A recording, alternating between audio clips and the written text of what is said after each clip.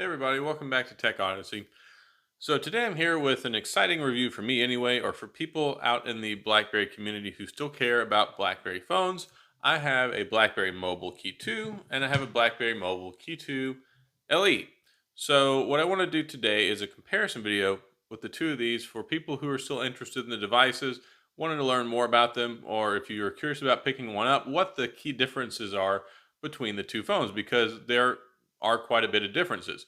Now, at face value, they look roughly the same. They have the same 4.5-inch screen. They both have a 1080p resolution. They have the same physical keyboard on them. They have the same convenience key on the side. But what's not apparent on the outside is much more different on the inside. So they both, like I said, 1080p resolution, 4.5-inch LCD screen. But on the front, in the back, and the sides, mostly looks kind of the same. Well, on the back, on the BlackBerry Key 2, you've got dual 12 megapixel cameras. Whereas on the BlackBerry Key 2 LE, you have a 13 megapixel and a 5 megapixel, and then they both have 8 megapixel cameras on the front. So a little bit of a difference there.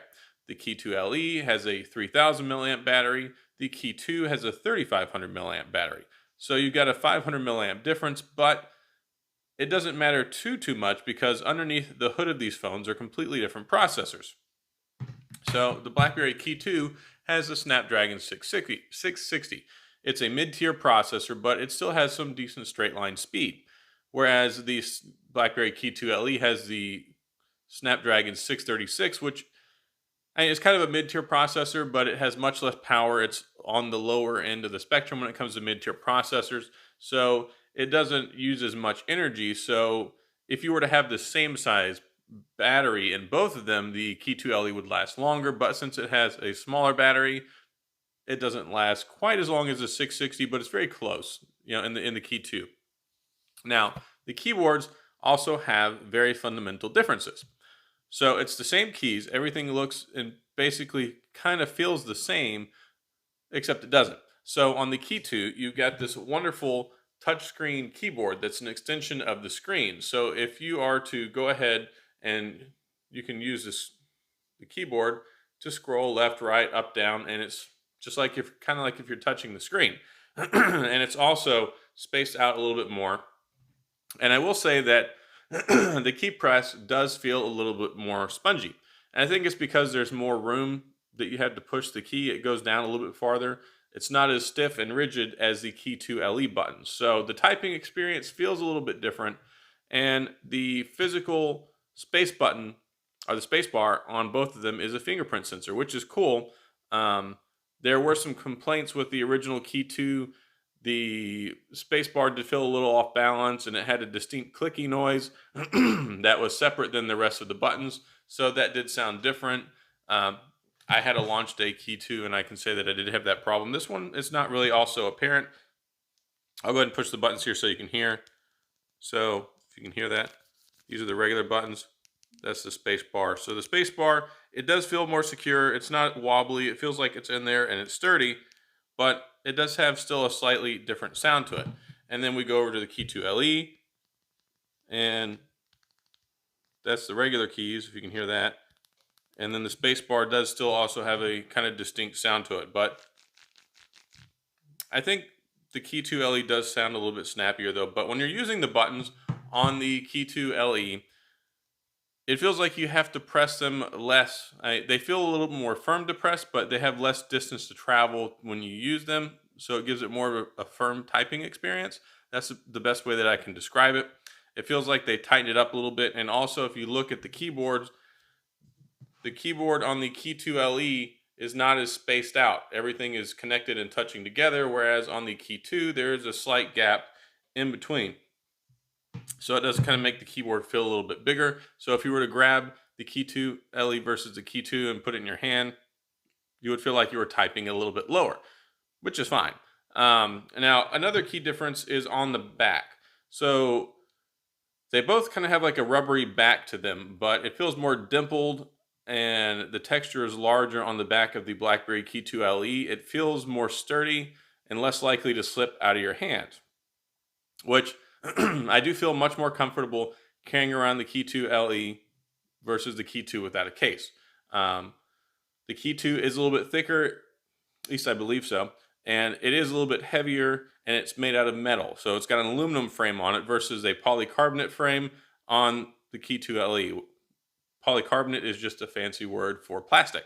It is a hard plastic material that the frame is made out of. So that's what gives it a little bit of reduction in weight and also a little bit different feel. But it does feel a little bit more secure in the hand than the Key 2 does. So I have really no complaints with carrying the Key 2 LE without a case.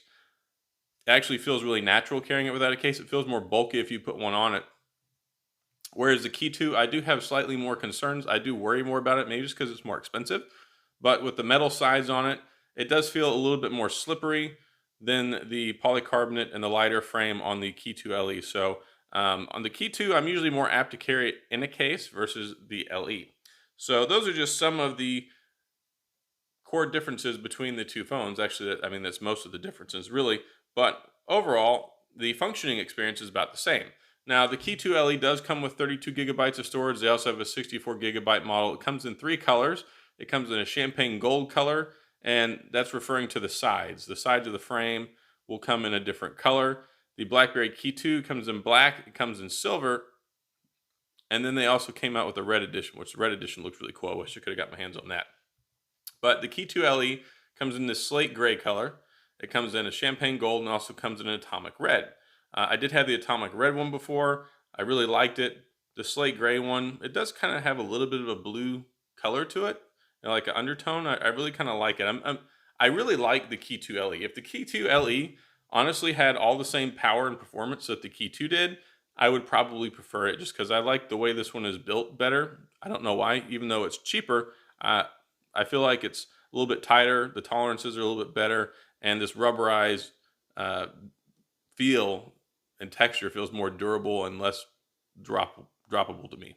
I don't worry about it as much. So one last hardware spec that's important to note is that the Key 2 has 6 gigabytes of RAM, whereas the Key 2 LE only has 4 gigabytes of RAM. They're both running Android 8.1. They have a security update for September as of today, which is the 5th of October. No, 6th of October. I haven't checked for a software update. Actually, I do that while we're talking right now. So when I checked the other day, it was still a September update, but BlackBerry Mobile is being good about updating the security patch stuff. There we go, security update. Check for updates now. So they've been really good about it. They're still doing monthly security updates, which is really good. That's something important that you want to worry about. Yep, still only on September, no October yet. It's something they've been good about for a year, ever since these phones came out. They've been good at supporting them. There have been some changes to the hub and other core software apps that are included in the BlackBerry suite, which are fine. I really, really hope that they get to Android 9.0 soon. Most phones are running Android 9.0, especially new ones, and they're also coming out with Android 10 soon. So you don't want to be 2 operating system updates behind. But really, at the end of the day, the core experience and the reason that most people still flock to BlackBerry is because of the keyboard. A long time ago, security. I've been using BlackBerry since 2004, 2005. Security has never really been that big of a strong selling point for me because it's just not something you think about on a day-to-day basis. I don't go out and go to the store and go, nope, I'm not getting an iPhone. I'm getting a BlackBerry because it's more secure. If I were in a business environment, if I worked for the government, if I had some sort of very security-oriented job, yes, that would be a very good consideration for me. And I'm not trying to downplay it because it's super important and it's great that they do monthly security updates.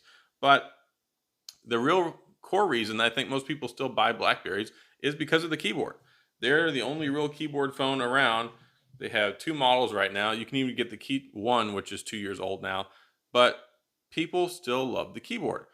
I still love the keyboard. I've got a Samsung Galaxy Note 10 Plus that I've got that sits around most of the time because I've always got my SIM card in my BlackBerry because I like to use it for a communication device. 95% of what I do if I'm not recording videos is using my phone as a communication device. I like to type.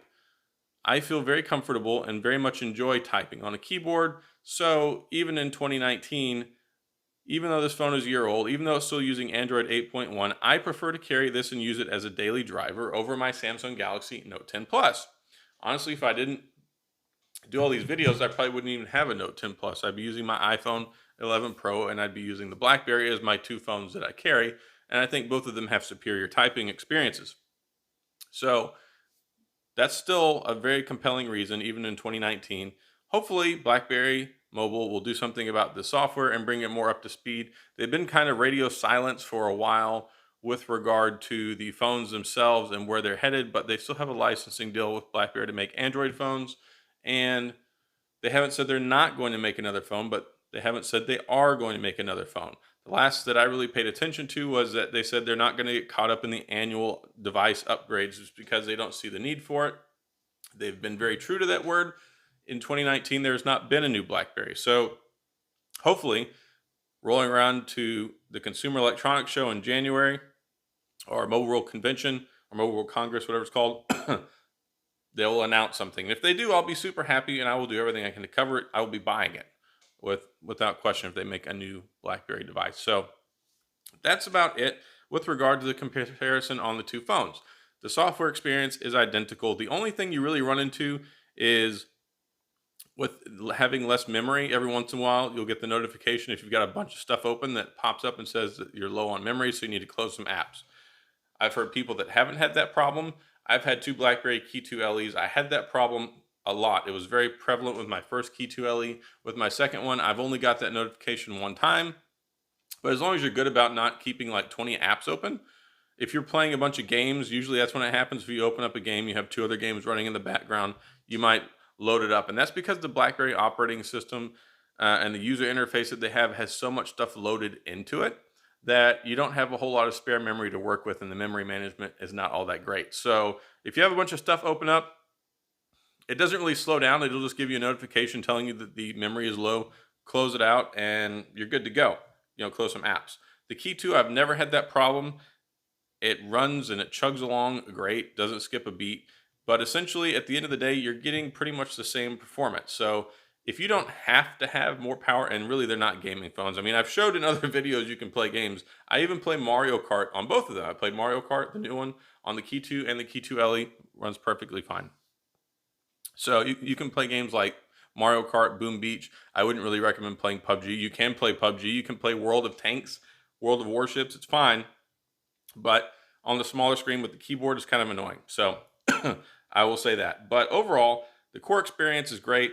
If you don't want to spend the money, they're really hard to track down now, especially new. So looking out there on eBay, Amazon, even the BlackBerry Mobile website doesn't have a link listed where you can buy them in the US anymore. So that to me is problematic. I'm hoping moving forward, these signs are pointing to we're going to get a new device versus pointing towards we're not going to get any new devices. So there's kind of a question mark out there right now. We'll wait and see what's going on. But for now, this is the best option that you can get, the BlackBerry KEY2 or the LE. Both great phones. I like both of them. And one of them is about $600. The other one's about $350. So the KEY2 versus the KEY2 LE. So if you just want a BlackBerry, you want to test it out, you miss the keyboard, go with the LE. If you want to use it as a number one daily driver and want to ditch whatever you're using, and you want all in with more performance, better cameras, and the overall keyboard experience with the touch sensitive keyboard, get the KEY2. So that's all I've got on this comparison video between the two phones. So if you've got any questions or comments, please feel free to leave them down in the comment section. I'll get back with you. As always, thanks for tuning in. If you enjoyed the video, hit the like and subscribe button, the little notification bell so you can get the latest and greatest. And as always, I'll see you guys next time.